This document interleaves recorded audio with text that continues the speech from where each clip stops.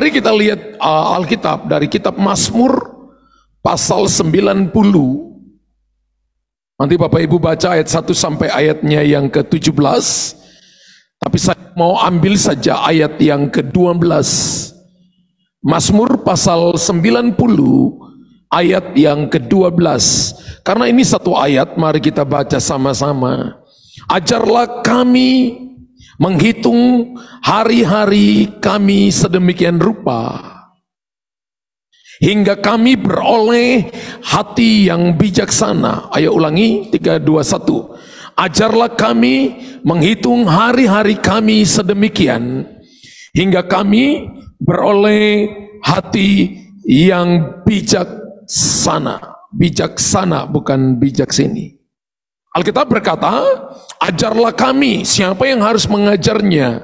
Saudara dan saya harus butuh Tuhan untuk mengajar saudara dan saya supaya kita memperoleh hati yang bijaksana. Tahukah Bapak Ibu bahwa setiap hari yang kita jalani hari ini adalah hari yang baru bagi kita? Benar? Dan satu hari hanya dapat dijalani satu kali saja. Ulangi ya Bapak Ibu. Kita harus sadar, kita harus tahu bahwa setiap hari adalah hari yang baru yang Tuhan berikan kepada saudara dan saya. Hebatnya lagi adalah satu hari hanya kita jalani satu kali saja. Berarti 1 jam yang kita lewati tidak akan pernah kembali dalam hidup saudara dan saya. Tapi 1 jam yang akan datang, ada begitu banyak pengharapan. Masa depanmu ada di sana. Itu adalah janji Tuhan, penyertaan Tuhan menyertai saudara dan saya ada di sana. Karena itu Alkitab berkata, ajar kami menghitung hari-hari kami sedemikian hingga kami memperoleh hati yang bijaksana. Ketika hari tersebut berganti, maka saudara dan saya itu sudah jadi sejarah dalam hidup kita. Ketika hari sudah berganti dengan hari berikutnya, maka kita boleh menjalani sepertinya hari yang sama, tapi Bapak Ibu momennya, kesempatannya sudah tidak sama lagi. Benar? Kita boleh melewati nanti kita melewati hari kemarin dengan problem, dengan masalah, dengan persoalan. Harinya boleh sama. Ya. 1 kali 24 jam. Mungkin kita sebutkan namanya Senin, Selasa, Rabu, Kamis, Jumat, Sabtu, bahkan Minggu. Harinya boleh sama. Matahari terbit dari timur, tenggelam di sebelah barat. Tapi kesempatannya tidak sama. Hari yang kita lalui itu sudah menjadi masa lalu, sudah menjadi sejarah. Itu tinggal cuma kenangan. Amin. Tapi hari ini yang Bapak Ibu Saudara dan saya jalani merupakan sebuah kesempatan, merupakan sebuah pintu yang baru. Sedangkan hari-hari yang akan datang menjadi satu janji untuk Bapak Ibu dan saya menikmati adalah masa depan saudara dan saya dengan Tuhan. Berjalan dengan Tuhan itu, saudara dan saya harus menghitung hari-hari sedemikian rupa. Karena begitu berharganya waktu, maka Musa menulis Mazmur 90 ayat 1 sampai ayat yang ke-17. Kalau Bapak Ibu lihat di perikopnya adalah doa Musa. Baca nanti saya sampai ayat 17, tapi ayat yang ke-12 tadi dikatakan begini, ajarlah kami menghitung hari-hari kami sedemikian hingga kami beroleh hati yang bijaksana. Ketika Musa membawa bangsa Israel keluar dari Mesir, maka mereka adalah bangsa yang ada di bawah perbudakan 430 tahun. Jadi mental mereka adalah mental mereka sedang diperbudak. Tapi ketika Tuhan suruh Musa membebaskan mereka, Tuhan berkata, mereka adalah para prajuritku, mereka adalah anak-anakku. Aku akan mengeluarkan mereka dari rumah perbudakan, sehingga mereka akan menyembah aku. Dalam perjalanan itu Bapak Ibu, yang harusnya mereka dari Mesir sampai Israel kurang lebih cuma 2 minggu 14 hari. Tapi mereka harus berputar-putar di padang gurun. 1 generasi mati dan mereka menghabiskan 40 tahun. Sehingga Musa menulis ini kepada saudara dan saya. Bapak Ibu bisa lihat dalam 1 Korintus pasal 10. Ditulis sebagai satu peringatan bagi kita. Supaya kita jangan lagi melakukan apa yang pernah mereka lakukan, sehingga satu generasi mereka tidak masuk di tanah Kanaan. Hanya Yosua dan Kaleb dan tulang-tulangnya Yusuf. Itu berarti bahwa waktu begitu berharga bagi saudara. Karena itu kita harus menghitung hari. Ada orang yang menghabiskan satu hari hanya cuma untuk mengejar keinginan apa yang dia mau dan bukan keinginan Tuhan. Ada orang yang satu hari hanya mengejar cuma kedudukan, cuma prestasi. Dan dia bisa melakukan segala cara hanya supaya dia mendapatkan kedudukan itu. Ada orang yang mengejar uang sedemikian rupa, dia bisa membunuh orang lain, dia bisa menjatuhkan orang lain tanpa ada belas kasihan dalam hatinya. Ada orang yang pikirannya hanya tertuju kepada dirinya sendiri, sehingga dia tidak melihat apa yang menjadi kerinduan Tuhan. Karena begitu berharganya waktu, maka Musa berdoa kepada Tuhan, supaya diberikan hati yang bijaksana. Amin. Dan Bapak Ibu perhatikan baik-baik, supaya tidak ada satu hari pun yang terlewatkan dengan percuma. Kalau kita belajar tentang kehidupan Musa, maka orang ini Alkitab berkata sangat dekat dengan Tuhan. Tiap hari dia berdoa, dan tiap hari dia datang dekat dengan Tuhan. Saudara dan saya punya mungkin latar belakang masa lalu Anda buruk, tapi bukan berarti besok akan menjadi masa depan yang suram bagi saudara. Mari belajar bergaul dengan Tuhan, dan Tuhan memberikan kepada kita hati yang bijaksana. Kalau Bapak Ibu perhatikan dalam pasal yang ke-7 ayat 24 sampai ayat yang ke-27, Alkitab berkata orang yang mendengarkan firman-Ku dan melakukan firman-Ku adalah orang yang bijaksana, yang mendirikan rumahnya di atas dasar batu. Tapi orang yang mendengar firman-Ku dan tidak melakukan firman-Ku, mendirikan rumahnya di atas dasar pasir. Lalu ujiannya sama, angin, hujan, dan badai datang. Dan yang mendirikan di atas pasir roboh. Tapi yang didirikan di atas dasar batu tetap berdiri dan tetap kuat. Hari-hari ini saya percaya bahwa Roh Kudus sedang datang, bahkan dicurahkan kepada gereja Tuhan untuk menolong gereja Tuhan untuk memilih dasar yang benar. Dan dasar yang benar adalah firman Allah. Roh Kudus sedang datang dan memberikan kepada saudara pengertian untuk Bapak Ibu dan saya mengerti firman Tuhan.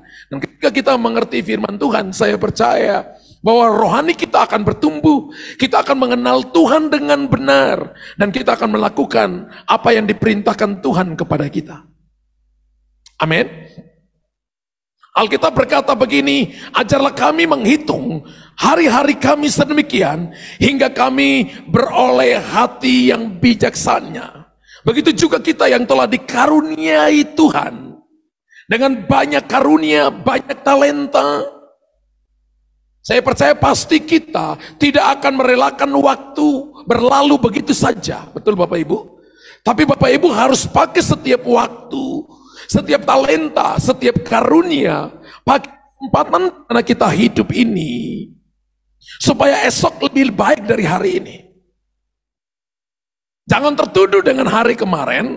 Kekristenan itu kalau Bapak Ibu baca dari kitab Kejadian sampai kitab Wahyu, itu nggak ada kata mundur.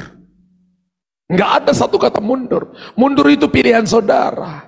Efesus pasal yang ke-6 membicarakan tentang perlengkapan senjata Allah. Semuanya ditaruh di depan, di belakangnya kosong. Artinya orang Kristen yang lari dari peperangan rohani, lari dari mengikuti Tuhan, mudah diserang oleh setan. Ingat bahwa setan punya senjata jarak jauh, yaitu panah. Mudah sekali untuk kena saudara. Tapi kalau Anda terus berjalan bersama dengan Tuhan, percaya firman Allah, badai boleh ada, tantangan boleh ada, persoalan boleh ada, tapi Anda tidak mungkin dijatuhkan. Anda tidak mungkin dikalahkan. Kenapa? Karena seluruh perlengkapan senjata Allah ada di depan saudara. Anda bisa menolong orang-orang yang jatuh, tapi tidak boleh mundur, tidak boleh kalah, tidak boleh lari dari peperangan. Peperangan ini adalah milik Tuhan, dan saudara dan saya hanya disuruh untuk berjalan mengikutinya, belajar supaya saudara menghitung hari-hari sedemikian rupa, supaya kita memperoleh hati yang bijaksana. Kalau kita punya hati yang bijaksana, kan mendengar, melakukan firman Allah. Dan bagi orang Kristen, waktu adalah sesuatu yang sangat penting. Waktu harus pakai untuk berjaga-jaga. Sebab waktu Tuhan itu adalah ketika ia datang diumpamakan seperti pencuri. Maka kita harus mempergunakan setiap waktu untuk berjaga-jaga dengan benar. Alkitab katakan begini, bahwa dia datang seperti seorang pencuri. Adakah Bapak Ibu yang pernah lihat berita tentang rumah orang yang kecolongan, yang dicuri? Saya kemarin di Jakarta, teman anak saya Kak Kris ketemu sama papanya, kemudian kami pergi ke kampusnya mereka berteman, terus saya ketemu dengan papanya juga seorang pendeta, dan dia katakan, saya harusnya di sini 1 minggu lebih pastor, tapi saya harus pulang 1-2 hari nanti. Saya tanya kenapa? Karena rumah jemaat dimasukin pencuri, akhirnya itu dibobol pintunya, sehingga pencuri masuk dan membawa barang-barang berharga. Saya harus pulang, karena itu tetangga dengan gereja. Wow, rumah jemaat tetangga dengan gereja, kecurian. Pencuri datang tidak pernah kirim WhatsApp dulu, hey siap-siapnya, sebentar lagi aku datang. Adakah pencuri yang seperti itu? Itu namanya pencuri yang bijaksana. Tidak ada saudara, pencuri, dia datang ketika Anda dan saya dalam keadaan tidur, tidak berjaga-jaga, maka pencuri datang untuk mengambil yang terbaik dari saudara. Dan ingat, salah satu sifat setan adalah Yohanes pasal 10 ayat 10 berkata, ia datang untuk mencuri, membunuh, dan membinasakan. Siapa orang-orang yang akan datang dia curi? Orang-orang yang tidak bijaksana, orang-orang yang tidak berjaga-jaga, orang-orang yang pikir bahwa hidup ini cuma nyaman saja, hidup ini cuma tentang senang-senang saja, dan hidupnya dia tidak dibangun di atas dasar batu karang yang kokoh. Saya percaya bahwa orang yang membangun hidupnya di atas dasar batu karang yang kokoh, yang pertama bahwa dia tidak takut dengan badai, yang kedua dia akan lulus ujian, yang ketiga bahwa orang akan melihat bahwa dia akan semakin kuat berjalan. Orang berjalan dengan Tuhan itu tidak semakin lemah, tapi semakin hari semakin kuat menghadap Tuhan di Sion. Amin. Ketika Bapak Ibu dan saya tahu tentang apa yang ingin Tuhan kerjakan kepada saudara, maka Anda akan melihat perkara-perkara hebat, perkara-perkara ajaib. Lihat Wahyu pasal 3 ayat yang ketiga. Wahyu pasal 3 ayat yang ketiga berkata, karena itu ingatlah bagaimana engkau telah menerima dan mendengarnya. Kita harus ingat firman Tuhan. Kita harus mengingat firman Tuhan. Dan firman Allah berkata, turutilah itu. Dan bertobatlah, kalau ada teguran Tuhan, bertobatlah. Karena jika engkau tidak jaga-jaga, jaga-jaga bahasa Yunaninya dipakai kata gregoreo. Gregoreo itu memperhatikan dengan sungguh, melihat dengan teliti, belajar dengan sungguh-sungguh. Aku akan datang seperti pencuri, dan engkau tidak tahu pada waktu manakah aku tiba-tiba datang kepadamu. Kedatangan Tuhan Yesus pada kali yang kedua, datangnya seperti pencuri. Bagi mereka yang tidak berjaga-jaga, bagi mereka yang tidak belajar menghitung hari. Tapi kalau saudara dan saya belajar menghitung hari, hari ini saya mau pakai untuk menyenangkan Tuhan. Hari ini saya mau pakai, apakah Tuhan senang dengan apa yang saya kerjakan? Apakah Tuhan senang dengan pelayanan saya? Apakah Tuhan senang dengan perkataan yang saya ucapkan? Apakah Tuhan senang dengan apa yang ada di pikiran dan hati saya? Apakah Tuhan senang dengan apa yang saya bangun bersama dengan keluarga saya? Apakah Tuhan senang dengan bisnis yang saya lakukan? Cara saya berbisnis, cara saya bicara dengan rekan-rekan bisnis. Apakah Tuhan senang dengan pekerjaan yang saya lakukan? Apakah Tuhan tidak senang dengan saya ketika saya meremehkan tanggung jawab yang diberikan kepada saya? Apakah saya tidak disenangi oleh Tuhan karena saya menyia-nyiakan waktu? Tidak ada waktu berdoa. Waktu ibadah pun saya main-main. Saya tidak menghargai kesempatan. Saya dikasih kesempatan, tapi saya tidak menghargai kesempatan. Saya diberikan sebuah peluang, tapi saya tidak mempergunakan peluang itu dengan baik. Saya diberkati dengan keuangan, tapi saya tidak pakai keuangan itu untuk memuliakan Tuhan. Tapi saya hanya pakai untuk diri saya sendiri, untuk menikmati hal-hal daging, dan bukan untuk kemuliaan Tuhan. Tiap hari kita dikasih. Tiap hari kita diberikan kesempatan.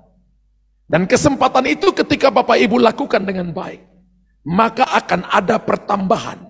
Ingat, Tuhan berikan kepada kita masing-masing menurut kesanggupan. Ada 1 talenta, ada 2 talenta, ada 5 talenta. Dalam pelayanan ada orang yang, ada gereja yang dipercayakan mungkin begitu banyak 5 talenta. Ada yang dipercayakan 2 talenta, tapi ada juga yang 1 menurut kesanggupannya. Dan saudara dengar baik-baik, masalahnya di 1 adalah dia tidak melipat gandakannya. Ingat Bapak Ibu, semakin sedikit roti, banyak orang yang makan, tapi mereka simpan. Karena mereka pikir bagaimana mungkin 1 roti bisa memberi makan 7.000 orang. Yesus berkata, akulah roti yang turun dari surga.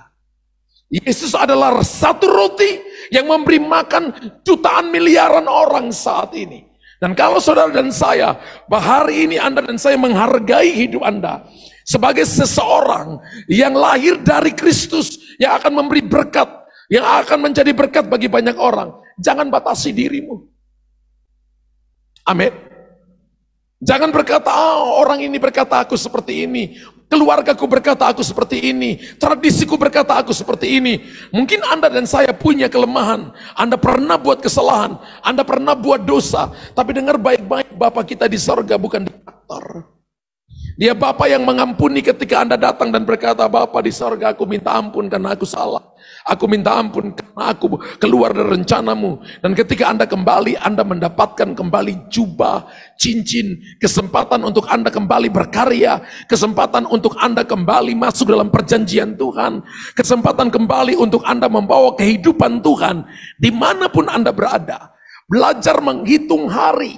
Jangan cuma kita nonton jadi penonton, tapi ini waktunya di mana saudara dan saya harus terlibat. Itu cara saudara dan saya menghargai keselamatan yang Tuhan berikan kepada kita. Bagaimana cara kita menghargai keselamatan yang Tuhan berikan kepada kita? Dengan cara melayani. Ketika Anda tidak melayani, maka Anda tidak menghargai keselamatan yang Tuhan berikan. Satu saat dalam Kejadian pasal yang ke-15, lalu Tuhan datang kepada Abram. Kejadian ayat 15. Kejadian pasal 15 ayat 1 sampai ayat yang keempat. Coba kita lihat. Kejadian 15 ayat 1 sampai ayat yang keempat. Kemudian datanglah firman Tuhan kepada Abram. Abram itu Bapa yang mulia. Dalam suatu penglihatan, janganlah takut Abram, akulah perisaimu, upahmu sangat besar. Ayat yang kedua. Abram menjawab, ya Tuhan, Allah apakah yang akan engkau berikan kepadaku? Karena aku akan meninggal dengan tidak mempunyai anak. Dan yang akan mewarisi rumahku ialah Eliezer, orang Damsyik itu.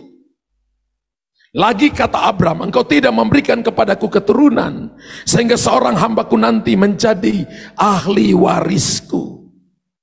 Tetapi datanglah firman Tuhan kepadanya demikian, orang ini maksudnya Eliezer tidak akan menjadi ahli warismu, melainkan anak kandungmu, dialah yang akan menjadi ahli warismu. Ayat yang kelima dikatakan begini, lalu Tuhan membawa Abram keluar serta berfirman, coba lihat ke langit, hitunglah bintang-bintang jika engkau dapat menghitungnya. Maka firman-Nya kepadanya, demikianlah banyaknya nanti keturunanmu. Ayat yang ke-6 Bapak Ibu perhatikan. Lalu percayalah Abram kepada Tuhan, maka Tuhan memperhitungkan hal itu kepadanya sebagai kebenaran.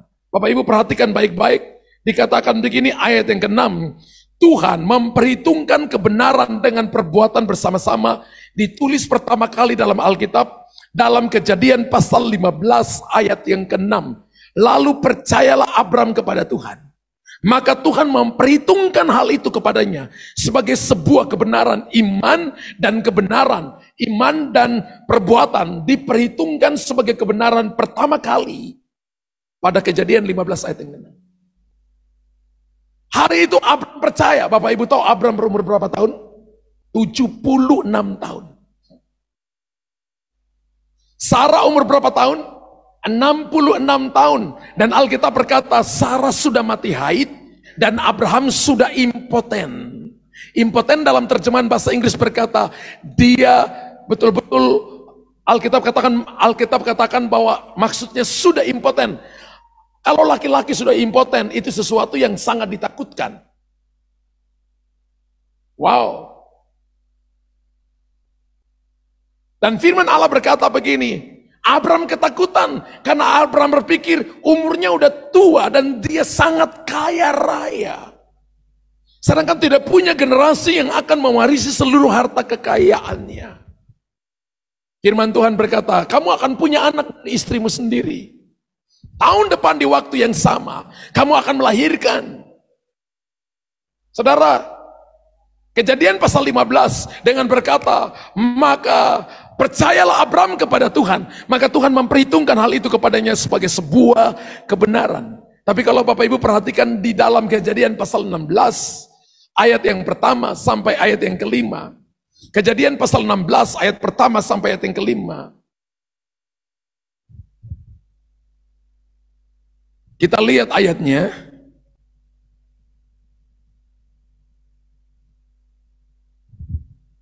Kejadian pasal 16, adapun Sarai, ingat ada tulisan Sarai, ada i-nya di belakang.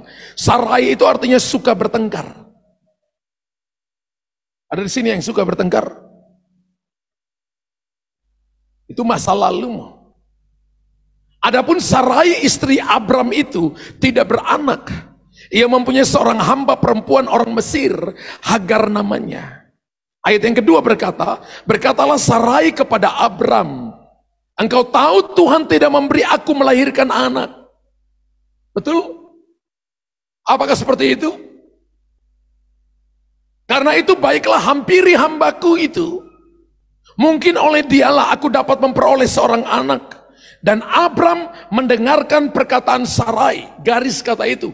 Abram mendengarkan perkataan Sarai. Kalau kita paralelkan ini dengan Kejadian 15 ayat yang ke-6.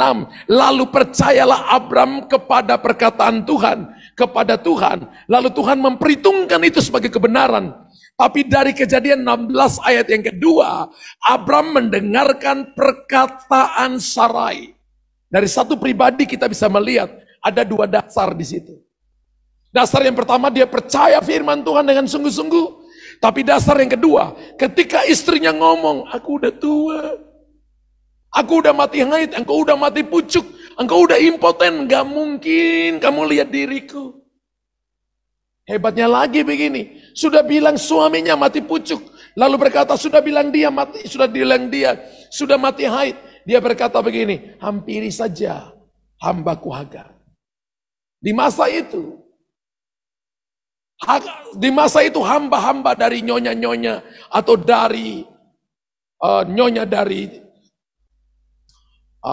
dalam hal ini Sarai, ketika mereka memiliki anak, hambanya memiliki anak itu sama dengan anak dari nyonya itu. Sehingga diserahkanlah Hagar kepada Abram. Firman Allah berkata Abram menghampiri Hagar. Dan ketika Hagar tahu dia mengandung, maka dia memandang rendah nyonyanya. Pada masa itu juga, ketika seseorang tidak punya anak, maka itu adalah sesuatu yang sangat mempermalukan mereka. Karena mereka tidak punya garis keturunan sekalipun kaya, tapi kalau tidak punya anak, maka mereka mengalami sesuatu aib dalam hidup mereka. Hagar adalah hamba yang diberikan kepada Abraham, yang melayani Sarai, memandang rendah akan nyonyanya. Saudara tahu ketika dia memandang rendah akan nyonyanya, maka Sarah tertuduh. Saya tanya kepada saudara, yang suruh Abram hampiri Hagar siapa? Sarah. Tapi ketika Hagar hamil, lalu Hagar tidak hargai nyonyanya, yang marah juga siapa? Sarah. Ketika kita melakukan perbuatan daging, nggak ada ujungnya. Selalu tertunduk kepada diri sendiri, selalu minta pengakuan, selalu minta memperhatikan dirinya, selalu minta lihat diriku, kenapa diriku tidak diperhatikan, kenapa tidak menghargai aku, kenapa tidak menghormati aku. Itu adalah sindrom Hagar.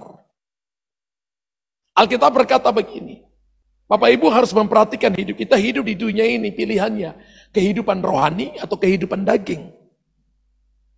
Makanya Musa menulis, ajarlah kami menghitung hari-hari kami sedemikian, hingga kami beroleh hati yang bijaksana. Hati yang bijaksana itu adalah hati yang memperhatikan firman Allah, dan tidak melihat akan kelemahan dirinya, tapi melihat Tuhan yang hebat, yang sanggup untuk menolong saudara sekalipun dalam begitu banyak kelemahan. Dan saya percaya salah satu tugas Roh Kudus adalah memimpin kita dalam seluruh kebenaran. Menginsafkan dunia akan dosa, akan penghakiman, tapi juga akan kebenaran. Dan Tuhan berkata begini, bahwa ketika saudara perhatikan itu, Alkitab berkata, maka Hagar melahirkan Ismail. Siapa yang beri nama Ismail? Yang beri nama Ismail adalah Tuhan sendiri. Apa arti nama Ismail? Didengar oleh Tuhan. Kejadian pasal 16 berakhir dengan ayat yang ke-16. Umur Ismail sudah 13 tahun. Bapak Ibu baca Kejadian 16 ayat yang ke-16. Firman Allah berkata, Abram berumur 86 tahun. Ketika Hagar melahirkan Ismail baginya. Wow. Abram berumur 86 tahun ketika Hagar melahirkan Ismail baginya. Dan kalau Bapak Ibu perhatikan, dalam Kejadian 17 ayat yang pertama, Kejadian 16 berakhir dengan ayat yang ke-16. Umur Abram 86 tahun dan Ismail lahir. Bapak Ibu perhatikan Kejadian pasal 17 ayat yang pertama. Alkitab berkata, ketika Abraham berumur 99 tahun. Langsung menunjukkan kepada hari, menunjukkan kepada umur Abraham. Lalu pertanyaannya begini, di mana umur Abraham 87, 88, 89, 90, 91, 86 kurang 99, berapa tahun? 13 tahun. Hari-hari Abraham hilang di hadapan Tuhan. Kenapa hari-harinya hilang? Abraham distraction, keluar dari firman Tuhan. Dia tidak melakukan, dia tidak menanti-nantikan, dia tidak mempercayai Tuhan. Tahukah saudara, Tuhan kasih dia kesempatan kedua. Dalam Kejadian 17 ini adalah sebuah kesempatan kedua. Problemnya saudara dan saya, kita nggak dikasih tahu, kita dikasih berapa kesempatan oleh Tuhan. Esau nggak dikasih kesempatan sama sekali. Kalau Bapak Ibu perhatikan dalam Ibrani pasal yang ke-11 kalau nggak salah itu, dia mencari dengan mencucurkan air mata, tidak dikasih kesempatan kedua. Kesempatannya cuma sekali saja. Saya bersyukur Abraham dikasih kesempatan kedua. Ketika Abraham berumur 99 tahun, maka Tuhan menampakkan dirinya kepada Abram dan berfirman kepadanya, akulah Allah. Tolong tunjukkan.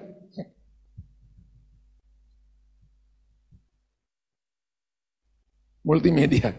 Akulah Allah yang maha kuasa, hiduplah di hadapanku dengan tidak bercela.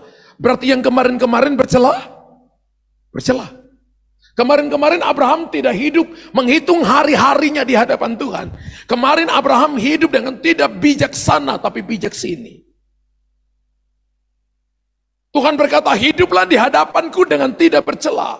Yang pertama saudara, untuk menghitung hari-hari di hadapan Tuhan. Maka Tuhan mau hidup kita tidak bercela. Tuhan mau hidup kita selaras dengan firman Allah. Tuhan mau hidup kita fokus kepada Tuhan. Ayat yang kedua, firman Allah berkata begini. Aku akan mengadakan perjanjian antara aku dan engkau, dan aku akan membuat engkau sangat banyak. Ayat yang ketiga berkata, lalu sujudlah Abram, dan Allah berfirman kepadanya. Sebuah perjumpaan pribadi dengan Tuhan. Ayat yang keempat, firman Allah berkata, dari pihakku inilah perjanjianku dengan engkau. Engkau akan menjadi bapa sejumlah besar bangsa. Karena itu namamu bukan lagi Abram, melainkan Abraham.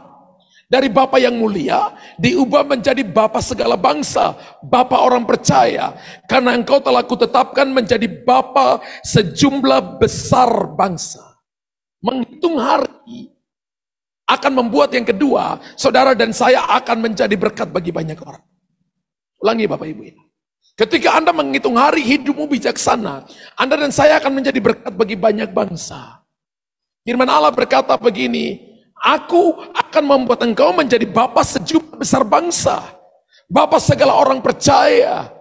Bahkan hari ini dikatakan begini, kita hidup karena iman Abraham, kita diberkati karena iman Abraham. Apakah orang ini tidak pernah buat salah?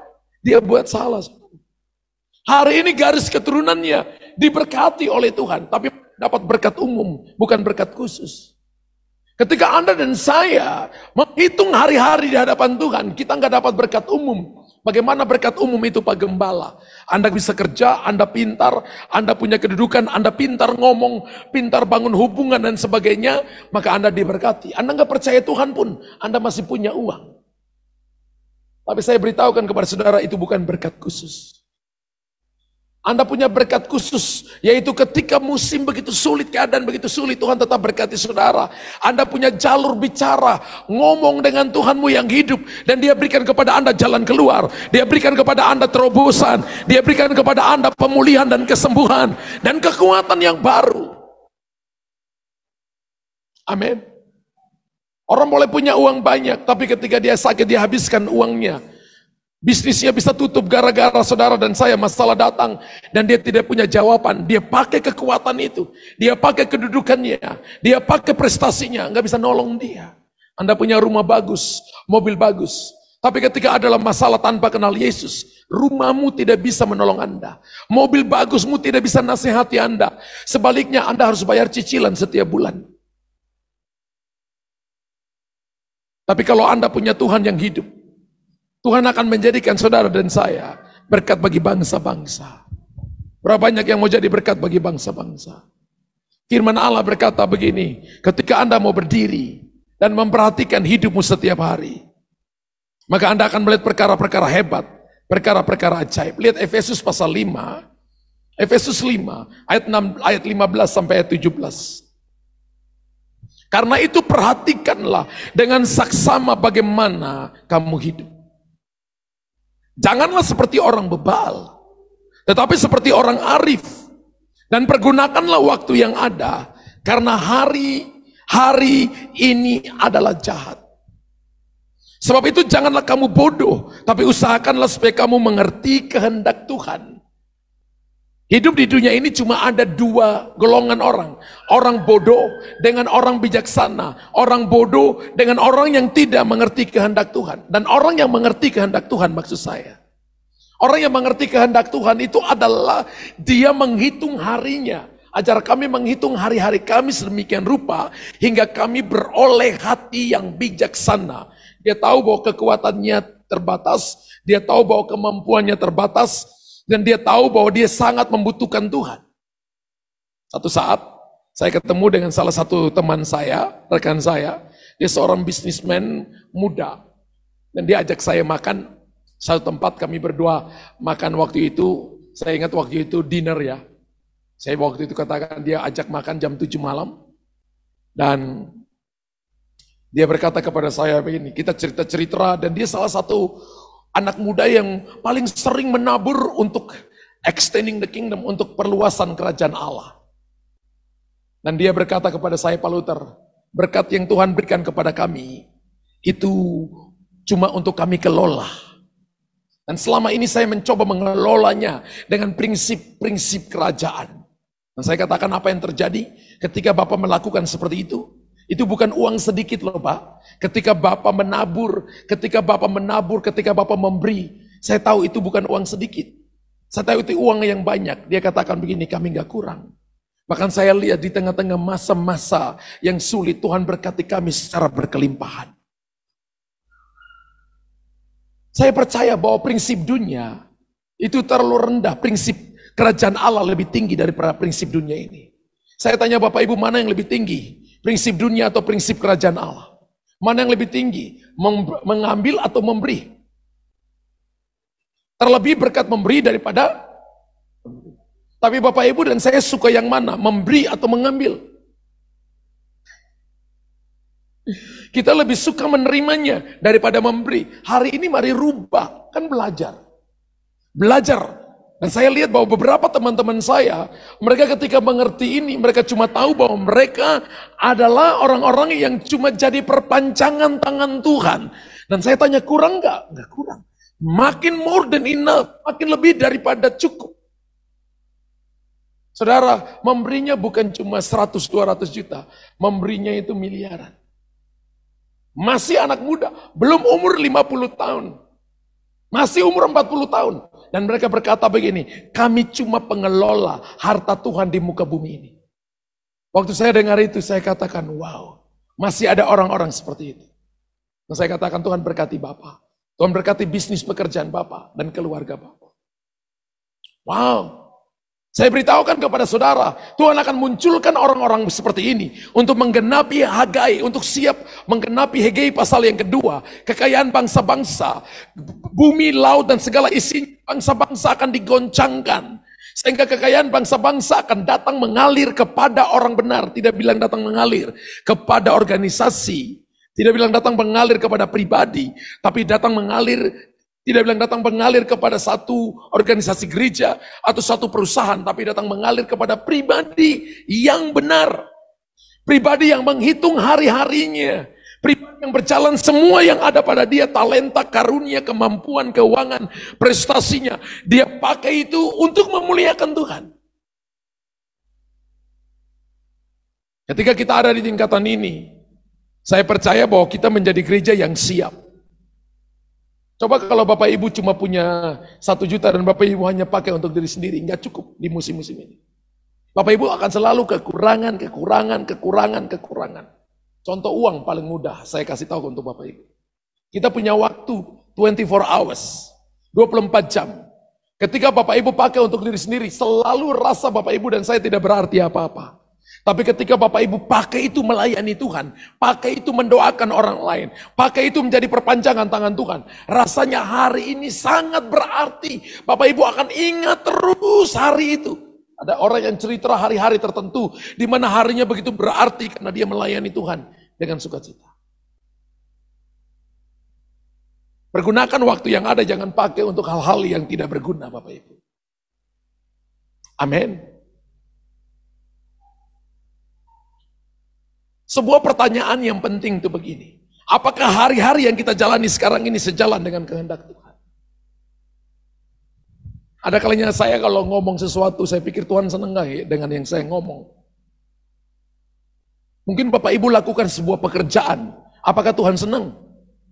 Ketika Bapak Ibu lakukan sesuatu, apa saja, apakah Tuhan senang? Kalau Tuhan gak senang, jangan lanjutin. Karena apapun yang kita lakukan sekarang sangat menentukan status saudara dan saya di hadapan Tuhan kelak. Amin. Hari ini Bapak Ibu lakukan sesuatu, satu waktu menentukan status kita.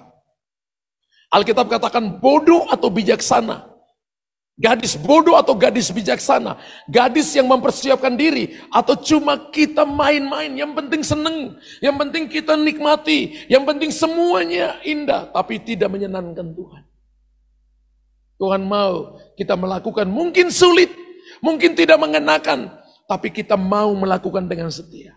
Bapak Ibu tahu, salah satu tugas yang Tuhan berikan kepada gereja adalah pergi. Dikatakan begini, jadikan semua bangsa muridku. Kata murid ditulis disciple, kemudian kita dapat kata disiplin di situ. Disciple adalah murid.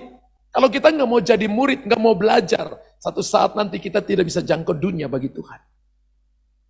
Tapi kalau gereja yang mau terus belajar, maka gereja akan menjangkau dunia bagi Tuhan. Sehingga orang akan melihat bahwa kita adalah orang-orang bijaksana. Amin. Karena apapun yang kita lakukan sekarang sangat menentukan status kita di hadapan Tuhan nanti. Karena itu 1 Petrus 4 ayat yang kedua berkata begini. 1 Petrus 4 ayat yang kedua. Waktu yang sisa ini jangan kamu pergunakan menurut keinginan apa saudara? Manusia, tetapi menurut kehendak Allah. Waktu yang sisa ini jangan kamu pergunakan menurut keinginan manusia, tapi menurut kehendak Allah. Satu waktu, salah satu teman saya, dia sedang membangun saudara. Dan dia datang kepada sebuah seminar. Seminarnya itu adalah seminar tentang keuangan. Seorang hamba Tuhan dari luar negeri berbicara. Nah saudara, itu dia bicara tentang bagaimana prinsip kerajaan Allah. Prinsip bagaimana kita mengalami terobosan dalam keuangan ketika saudara dan saya menerapkan prinsip kerajaan Allah. Dan orang ini, dia tidak hanya cuma bicara. Ya, dia tidak hanya bicara. Dia panggil seorang hamba Tuhan datang dan dia tanya kepada orang itu, Pak, apa yang Bapak punya? Orang itu dia pegang-pegang sakunya. Dia katakan, saya nggak punya apa-apa. Dia suruh balik. Dia panggil satu orang lagi datang kepada dia. Dia tanya, apa yang Bapak punya? Dia pegang-pegang sakunya, dia nggak ambil apa-apa, saudara. Saya nggak punya apa-apa. Dia panggil salah satu hamba Tuhan teman saya yang dia panggil ke depan. Dan dia tanya, apa yang kamu punya? Dia lepas jam tangannya. Jam tangannya itu belinya murahan, mungkin 1 juta. Ketika dikasih ke hamba Tuhan ini, saudara tahu, hamba Tuhan itu dia pergi, dia ambil cek, dan di dalam cek itu dia tulis 120.000 US dollar. 120.000 US dollar kalau sekarang ini 1,5 M lebih. Cuma dikasih jam, apa yang kamu punya? Dikasih jam tangan. Yang 2 orang tadi itu langsung melongo. Mereka pakai jam tangan, mereka punya sabuk di pinggang mereka. Mereka cuma pegang-pegang saku mereka dan nggak beri apa-apa. Saudara teman saya ini sudah berdoa lebih dari 5 tahun untuk dana pembangunan gerejanya. Hari itu, tanpa dia sadar, dia ikut seminari tentang bagaimana prinsip kerajaan Allah dalam hal keuangan. Dia pulang membawa 120.000 US dollar dan gedung gerejanya dibangun, gedung gerejanya selesai. Saya percaya bahwa Tuhan bisa pakai cara apa saja ketika hatimu tertuju kepada Tuhan. Anda kalau datang kepada Tuhan, jangan datang dengan tangan hampa. Ada kalanya kita memberi dengan sukacita, maka sorga akan menjawab dengan melimpah ruah. Kalau Anda hitung-hitung dengan Tuhan, kalau hamba Tuhan ini sudah siapkan dari rumah 120.000 US dollar bagi mereka hamba-hamba Tuhan yang mau datang, beri apa saja yang ada pada mereka. Saya percaya jam tangan itu nggak tahu dia akan kasih ke orang lain mungkin. Satu waktu lagi saudara, saya ikut seminar dan ternyata seminar ini sama hamba Tuhan ini juga. Saya ingat waktu itu ada seorang laki-laki dipanggil ke depan, ditanya gini, apa yang kamu punya? Dia bilang, saya nggak punya apa-apa. Hamba Tuhan itu lalu katakan ini, saya boleh minta jamu? Lalu dia buka, saudara, dia kasih. Kemudian dia dikasih sebuah jam, saudara. Lalu dia pakai, itu lebih mahal dari jamnya dia. Lalu dia panggil lagi seorang bapak-bapak. Dia tanya gini, Bapak mau apa? Dia katakan ini, Bapak mau jam ini? Dia katakan, mau. Maksudnya bekas jam yang dipakai oleh orang itu. Mau. Ketika dikasih, dia keluarkan lagi jam yang lebih mahal. Dan saya tahu itu jamnya jam yang sangat mahal. Lalu dia tanya kepada laki-laki ini, mau nggak kamu tukaran sama bapak ini? Dia berkatakan nggak mau. Dia tanya sekali lagi, mau nggak kamu tukaran sama bapak ini? Nggak mau. Dan dia katakan gini, ini jam berapa puluh ribu US dollar itu dia kasih tahu. Yang laki-laki ini dia nggak bilang harganya. Tapi dia kasih tahu, dia katakan begini, kalau kita dapat sesuatu yang terbaik dari Tuhan, dan ketika Tuhan minta untuk kita beri, kita nggak akan kekurangan apapun, Tuhan ganti yang terbaik. Lalu saya ingat kitab Yesaya berkata begini, ketika orang memberikan kepadamu batu, Tuhan akan gantikan dengan tembaga.